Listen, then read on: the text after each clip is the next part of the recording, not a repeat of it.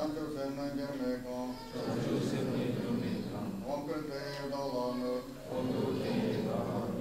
Nových Zámkoch v centre voľného času prebiehalo pod vedením tibetského lámu trojdňové učenie Kála Čakry, meditácie, ktorá je hlavnou praxou aj v tibetskom meditačnom centre v Andovciach. Kála Čakra v preklade znamená kolo času a je to meditačná prax, vďaka ktorej sa môžeme dostať do veľmi hlbokého a mieruplného stavu. A toto učil Rinpoche a na to dáva zmocnenie alebo zasvetenie. O tom, že tibetský láma Khenpo Choty Nangva Rinpoche je veľmi príjemný, sčítaný a múdry muž, z ktorého doslova sála pozitívna energia, nás presvedčil aj pri stretnutí a exkluzívnom rozhovore, ktorý nám poskytol.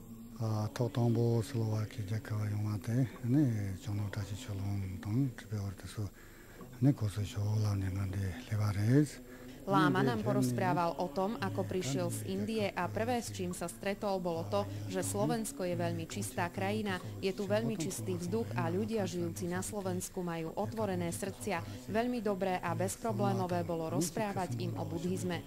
Snažil sa odovzdávať isté učenie a istým spôsobom tu reprezentoval aj Tibeťanov na prianie jeho svetosti Dalajlámu.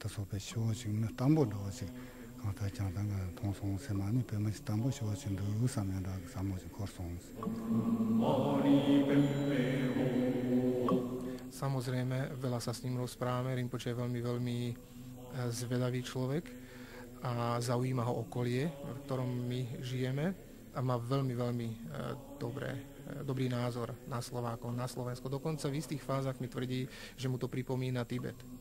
Ono totiž, Rinpoche už asi 15 rokov žije v Indii a tam je veľmi prašno. Tam je veľa prachu, tam je veľmi veľa hluku a tu my teraz, možno je to akurát práve tým časom, že je tu teraz také pekné počasie,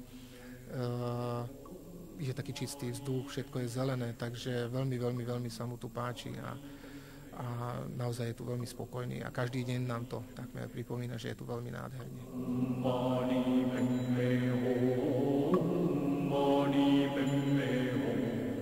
Khenpo Choty Nangva Rinpoche sa narodil v Tibete, absolvoval mnohoročné štúdia, je znalcom a učiteľom s výnimočnými skúsenosťami, držiteľom úplného odkazu tradície Jonang a špeciálne náuk Kála Čakry. Rinpoche pred niekoľkými rokmi opustil spolu s niektorými lámami svoj kláštor v Tibete a utiekol do Indie.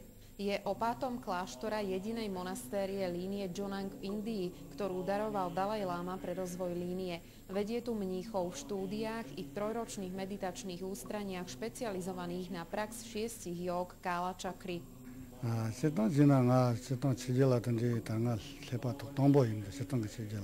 Khenpo Rinpoche bol prvýkrát v západnej krajine, konkrétne na Slovensku, ale toto jeho učenie bude pokračovať ďalej aj v budúcnosti. Dokonca má pozvanie aj do iných krajín Európy, kde bude učiť. Naozaj je pravdou to, že západní ľudia majú veľmi veľa starostí, veľa problémov, napríklad s prácou, čo v Himalájach nie je. Ale čo je dobré, majú veľký záujem a tento záujem môže dopomôcť k tomu, aby sa im otvorili srdcia.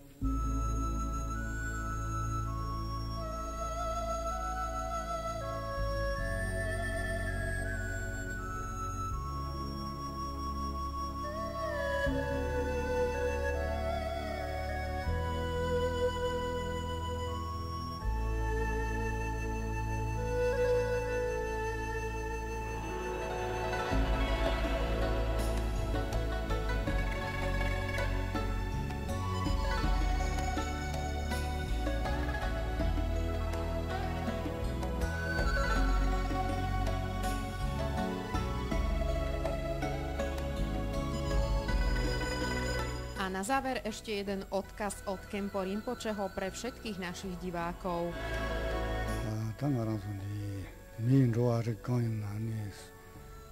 V prvom rade by som veľmi pekne chcel poďakovať všetkým, ktorí mi pomohli k tomu, aby som tu mohol hosťovať v tomto nádhernom meste. Stretol som tu veľmi veľa príjemných ľudí, aj na prechádzkach som stretol veľmi ústretových ľudí s otvoreným srdcom. V buddhizme takisto ako aj v kresťanstve je ústredná myšlienka láskyplného súcitenia. Pokiaľ budeme rozvíjať teplé srdce a láskyplné súcitenie, ktoré je typické pre všetky veľké náboženstvá, budeme mať menej problematický, pokojnejší, harmonickejší a kľudný život. Ja by som si želal, aby ľudia, ktorí žijú v týchto končinách, praktizovali v každodennom živote láskyplné súcitenie, boli k sebe lepší a toto pomôže k tomu, aby sme boli chápavejší voči všetkým cítiacim bytostiam. V Tibete máme jeden pozdrav a tým by som sa chcel poďakovať. Je to pozdrav dobré šťastie všetkým. Budem sa modliť za to, aby v srdciach ľudí zavládol pokoj a mier a toto si budem naozaj zo srdca želať a ešte raz ďakujem za to, že som tu mohol byť.